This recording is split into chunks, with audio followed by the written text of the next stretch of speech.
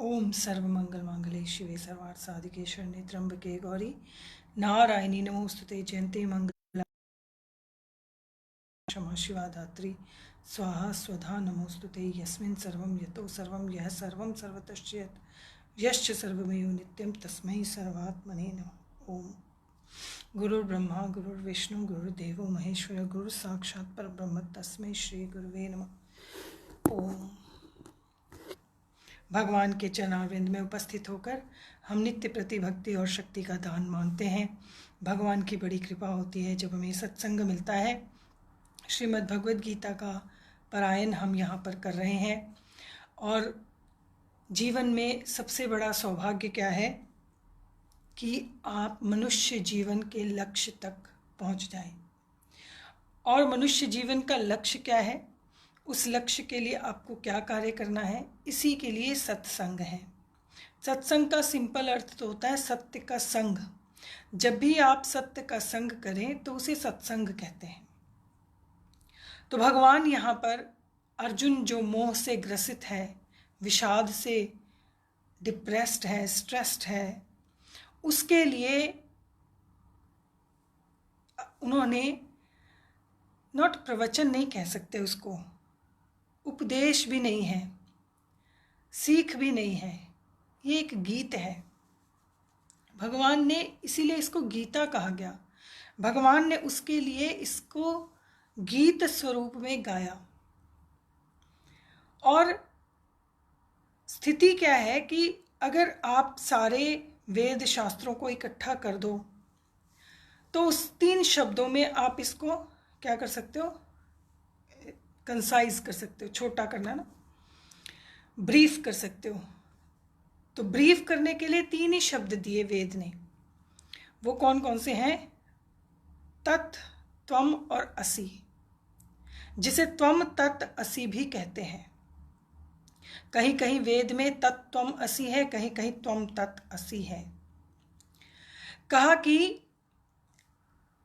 तत्, तत् का अर्थ होता है परमात्मा, वह the causal energy, the causal power, जो हम देख नहीं पा रहे, जो हम अनुभव नहीं कर पा रहे, पर वो है, ये हम जानते हैं। और त्वम किसे कहते हैं? हम, जो स्वयं आपका अपना स्वरूप है, वो त्वम है। त्वम मतलब आप खुद, अपने आप को त्वम कहा। और तत् उस शक्ति को कहा, उस परमात्मा को कहा। और आपके और उसके बीच में जो रिलेशनशिप है उसे असि कहा। तत् त्वम असि, त्वम तत् असि, वह परमात्मा और आप दोनों के बीच में जो रिलेशनशिप है उसे असि कहा। और इसी को बार बार जीव, माया और ब्रह्म कहा। आप जीव हैं, आपके और परमात्मा के बीच में माया है और वो ब्रह्म है। इसी को पुरुष और प्रकृति कहा। पुरुष आत्म तत्व है जो परमात्मा का रूप है, और प्रकृति ये सारा स्वरूप है। उसी को दृष्टा और दृश्य कहा। जो देखता है वो दृष्टा है, जो दिख रहा है वो दृश्य है। उसी को ईश्वर कहा और ईश्वर का अंश कहा। ईश्वर अंश जीव अविनाशी, वहाँ भी जीव शब्द है, प्राणी शब्द है एक्चुअली। प्राणी और ईश्वर, और उनके बीच में क्या है? ईश्वर की शक्ति। इसी एक ही तत्व को अलग अलग वेद शास्त्रों ने अलग अलग नाम से बुलाया, लेकिन तत्व नहीं बदल जाएगा, ये बात याद रखना। नाम ही बदले हैं हर शास्त्र में, लेकिन तत्व नहीं बदला। तत्व एक ही है। तत्व क्या है? इदम शरीरम कौन्तेय। भगवान ने गीता के 13वें अध्याय को शुरू किया और कहा कि ये जो शरीर है ये क्या है? क्षेत्र है, जिसको कहते हैं फील्ड। ये क्षेत्र है और इसमें रहने वाला जो कॉन्शियसनेस है उसे क्षेत्रज्ञ कहा। और इसी को ब्रह्मांड और पिंड कहते हैं कि ये शरीर पिंड है और ये ब्रह्मांड है आपके सामने जो है। तो बेसिकली हर स्क्रिप्चर में और भगवान ने हर अध्याय में ये 3 चीज़ों को एक्सप्लेन करने की कोशिश की है। सिंप्लीफाई अगर आप इसको कर लो कि आप हो और एक आपके अलावा एक कॉजल, आपका जो कॉज है, आप तो इफेक्ट हो ना जो दिखाई दे रहा है, और इफेक्ट एंड कॉज, आपका कोई कॉज है, आपका कोई कारण है, और आपके उस कारण के बीच में कोई रिलेशनशिप है, कोई शक्ति है, उसी की खोज करनी है। तो भगवान ने अर्जुन से ये कहा, क्लेब्यम मा समगमः पार्थ, हे पार्थ तुम क्या न बनो क्लेब्यम, शक्तिहीन मत बनो। क्लेब्यम शब्द का अर्थ होता है नपुंसक, क्योंकि अर्जुन बहुत बड़ा गांडीवधारी था, बहुत बड़ा योद्धा था। इसीलिए भगवान ने उसके अहंकार को तोड़ने के लिए, मनुष्य में जब अहम और अहंकार होता है तब वो सब वस्तुओं को अपना मानता है। अर्जुन का रोना पिटना किस लिए है? अर्जुन किस लिए रो रहा है? क्यों इतना दुखी हो रहा है? कि मैं यहाँ युद्ध में इन सबको मार दूंगा और ये मेरे प्रिय हैं।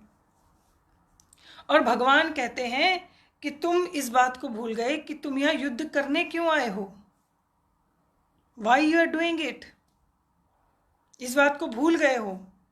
कहा अगर तुम मर गए तो तुम्हें स्वर्ग मिलेगा, जित्वा वाज भोक्षे स्वर्गम, जीतने पर तुम्हें स्वर्ग मिलेगा, नहीं तो राज्य सुरानम्पी, या ये राज्य मिलेगा तुम्हें भोगने के लिए, या मरोगे तो ऊपर जाकर राज्य को भोगोगे और जियोगे तो नीचे राज्य को भोगोगे।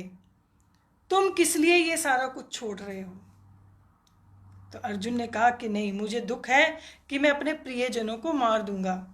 तो भगवान ने इसीलिए सबसे पहले उसे कर्म की व्याख्या समझाई कि तुम जो कह रहे हो मैं इन अपने प्रियजनों को मार दूंगा, तो पहले उसमें जो मार दूंगा शब्द है ना, कि मैं ये कर्म करूंगा, तो वो उस कर्म करने को कंडेम किया। भगवान ने कहा कि पहले तो यही शब्द गलत है कि मैं इनको मार दूंगा।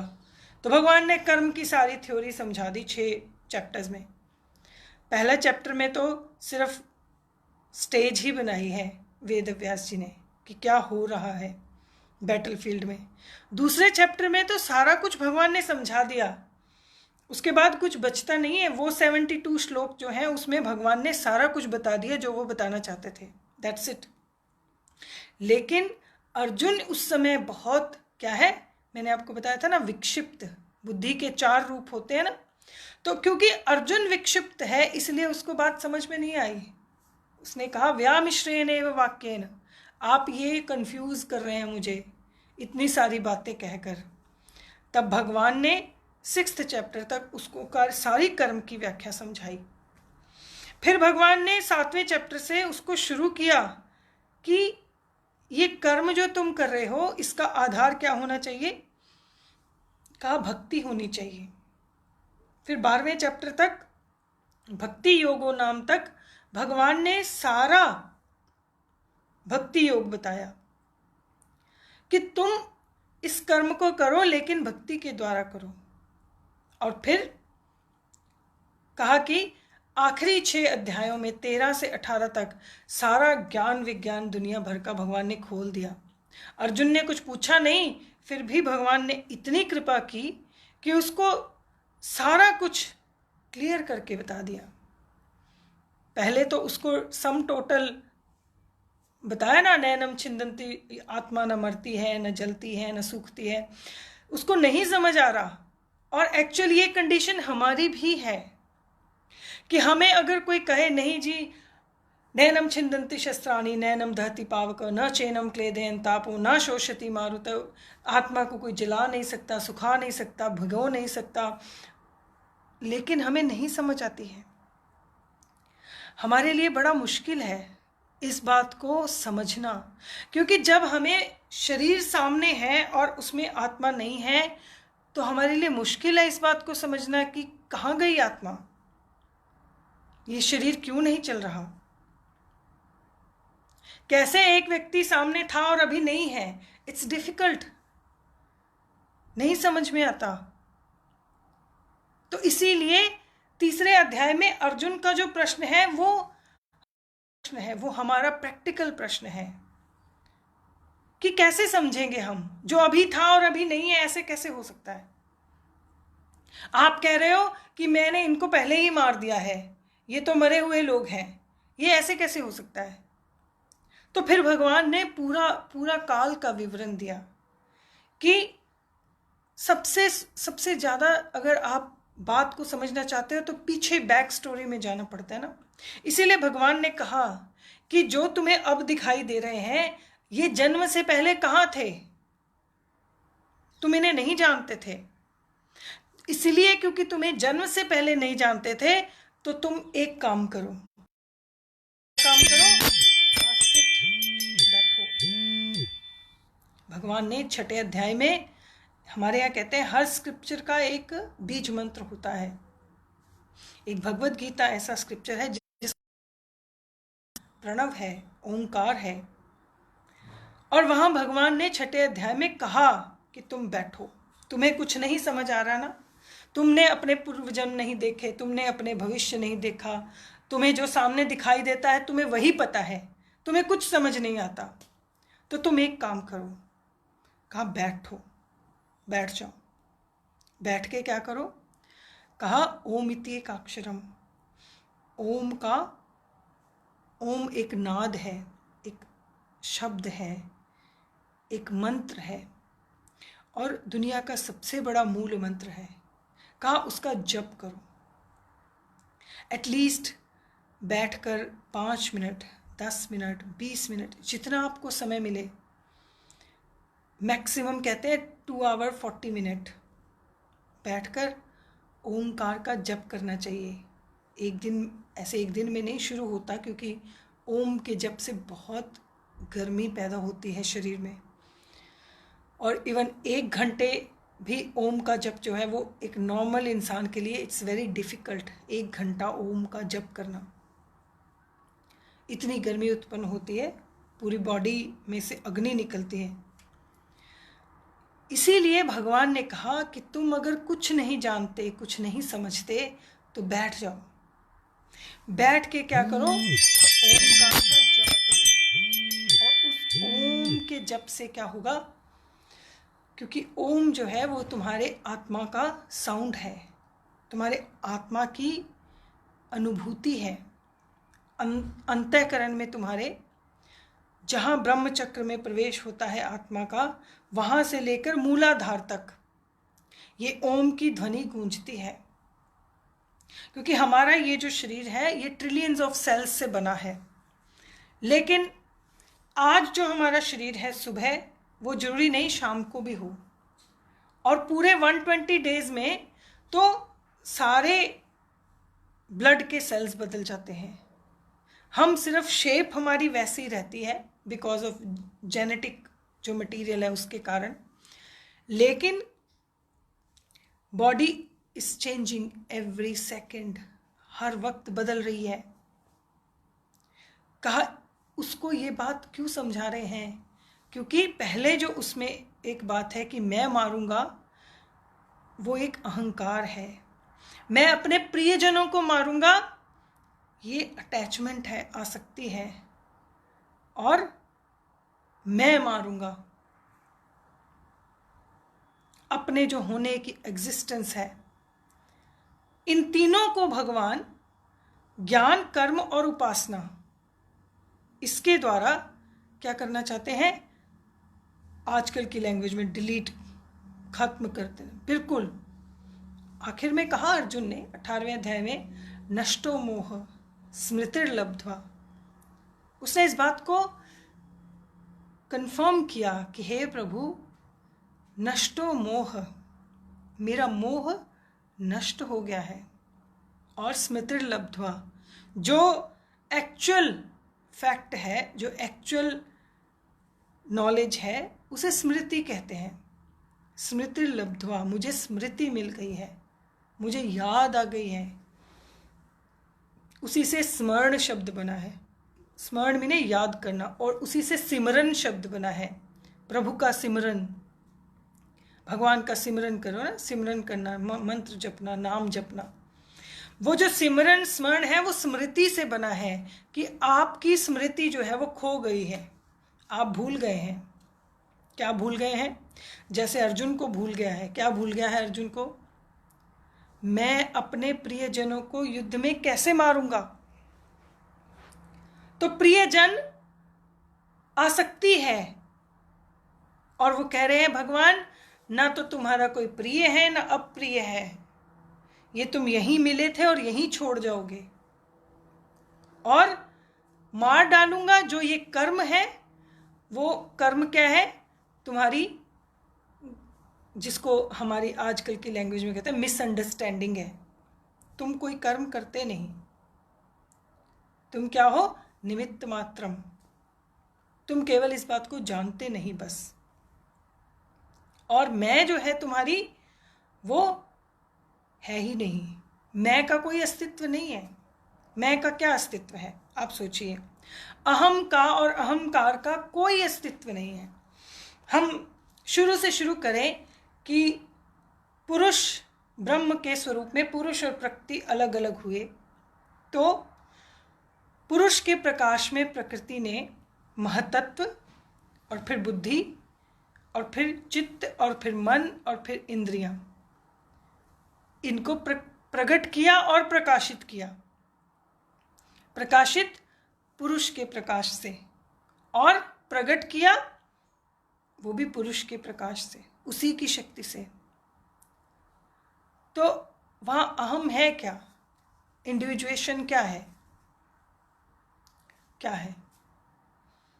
जिस इंडिविजुएशन के लिए, जिस इंडिविजुअलिज्म के लिए हम सुबह से, जब से हम उठते हैं और आंख खोलते हैं, तब से लेकर आंख बंद करने तक, सोने तक, हम सारा क्रियाकलाप किस में करते हैं? उस मैं के लिए करते हैं।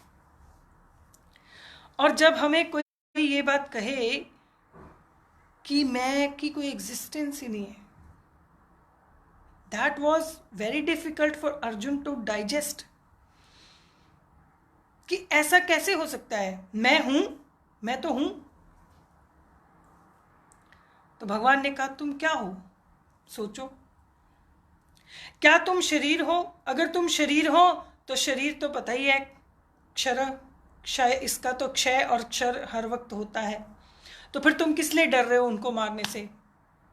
और अगर तुम कहते हो मैं आत्मा हूं, तो आत्मा तो अजर अमर है, फिर तुम उसे मारने से क्यों डर रहे हो? फिर क्या क्या डिफरेंस क्या है? What's the difference? फिर मैं कहाँ है? शरीर प्रकृति का है और आत्मा परमात्मा का अंश है, तो फिर ये मैं कहाँ पे है? ताकि उस प्रकृति और पुरुष के बीच में ये जो रिलेशनशिप है, उसकी वजह से मैं की उत्पत्ति होती है। जब हम आँख, हमारी सारी इंद्रियां जो है वो बाहर की ओर खुलती हैं। जब हम आँख खोलते हैं तो हमें लगता है मैं देख रहा हूँ, मैं सुन रहा हूँ, मैं बोल रहा हूँ। अपने होने की जो एग्जिस्टेंस है वो बुद्धि में प्रकाशित हो रही है हर वक्त, ऑल द टाइम। इवन आप सो जाओ तो सपना आता है तो कहते हैं मैंने सपना देखा। तो वो जो शुद्ध अहम स्वरूप है उसमें प्रकाश है उस आत्मा का, और वो आत्मा जो है वो सारे शरीर के तत्वों को जोड़ के, इनको मिला के रखा हुआ है, और इसी के कारण ये प्राण चलता है, और इसी के कारण ये शरीर चलता है। लेकिन मैं की कोई एग्जिस्टेंस नहीं है। ये बहुत मिस्टीरियस बात है। श्रीमद् भगवद गीता जो है वो बहुत बहुत रहस्यमय शास्त्र है।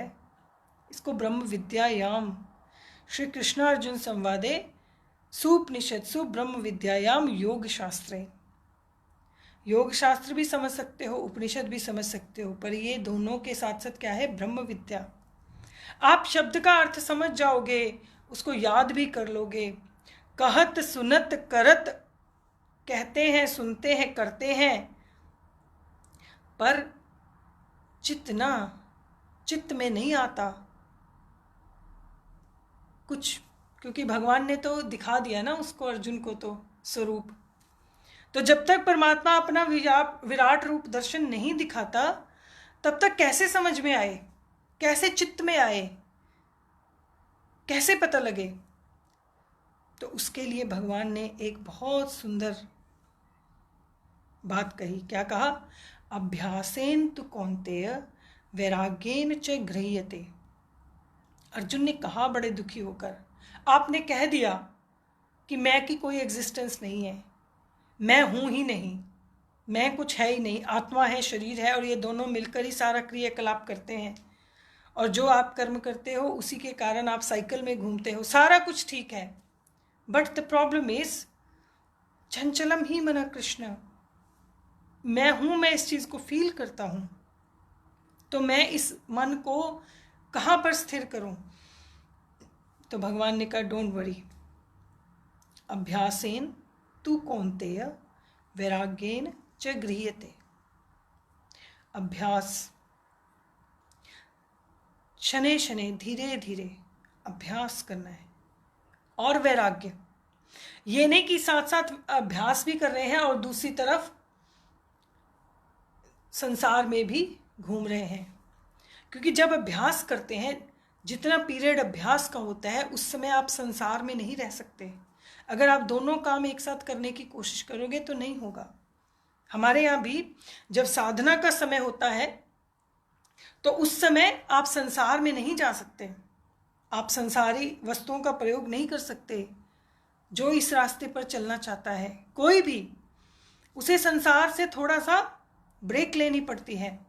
फिर क्या करना पड़ता है? अभ्यासेन और वैराग्य, संसार से वैराग्य लेना। थोड़ी देर के लिए लो चाहे, पर अभ्यास करते समय लेना पड़ता है। अभ्यासेन तु कौन्तेय वैराग्येन च गृह्यते। अभ्यास के द्वारा, वैराग्य के द्वारा तुम इस तत्व को जानने की कोशिश करो, क्योंकि जब तुम इस तत्व को जान जाओगे तो क्या होगा? तुम इस तत्व को प्राप्त करने के लिए, इस तत्व में मर्ज होने के लिए प्रयत्न करोगे, और फिर मैं तुम्हें क्या दूंगा? ददामि बुद्धि योगम तम, मैं तुम्हें बुद्धि योग दूंगा। भगवान स्वयं कहते हैं मैं तुम्हें बुद्धि योग दूंगा। बुद्धि योग का अर्थ होता है मैं तुम्हें वो विद्या दूंगा जिससे तुम क्या करोगे? मम उपासते, मेरी भक्ति करोगे। भगवान बुद्धि योग देते हैं तब भक्ति होती है। भक्ति करनी इट्स नॉट इजी। भक्ति करने के लिए बुद्धि योग चाहिए। सारा ज्ञान विज्ञान जो है वो भगवान स्वयं देते हैं, तब भक्ति होती है। क्योंकि भक्ति का अर्थ होता है न विभक्त, जो एक क्षण के लिए भी उससे अलग नहीं है, और जिसके लिए कोई भी उससे अलग नहीं है, उसके लिए सब परमात्मा का रूप है, उसके लिए कोई मेरा पराया नहीं है। और ये बात याद रखनी है, विजन हो सकता है आध्यात्मिक, व्यवहार नहीं होता। क्योंकि व्यवहार कैसे होता है? व्यवहार में तो ब्रह्मार्पणम ब्रह्मवि ब्रह्माग्नो ब्रह्मणाहुतम ब्रह्मेव तेन गंतव्यम ब्रह्म कर्म समाधिना, सब कुछ ब्रह्म है, मैं आपको बार बार कहती हूँ। पर आप मिट्टी को नहीं खाते, मिट्टी के बर्तन में रख भोजन को खाते हो। व्यवहारिक रूप में जो चीज, जो वस्तु जहां के लिए है उसी को प्रयोग करते हैं। इसको भगवान ने खुद कहा, योगः कर्मसु कौशलम। योग का अर्थ होता है कर्मों में कुशलता। आप जानते हो किसके साथ कितना और कैसा व्यवहार करना है, और किस चीज का प्रयोग कैसा करना है, किस व्यक्ति के साथ किस तरह का व्यवहार करना है। भगवद गीता का पारायण करेंगे। कल से हम पाठ का, अध्याय का पाठ शुरू कर रहे हैं। सभी अपने अपने घर में श्रीमद् भगवद गीता के प्रथम अध्याय का पाठ करें, और साथ में उस पर हम चर्चा करेंगे रोज इसी समय 8 बजकर शाम को 8:20 तक। हरि ओम।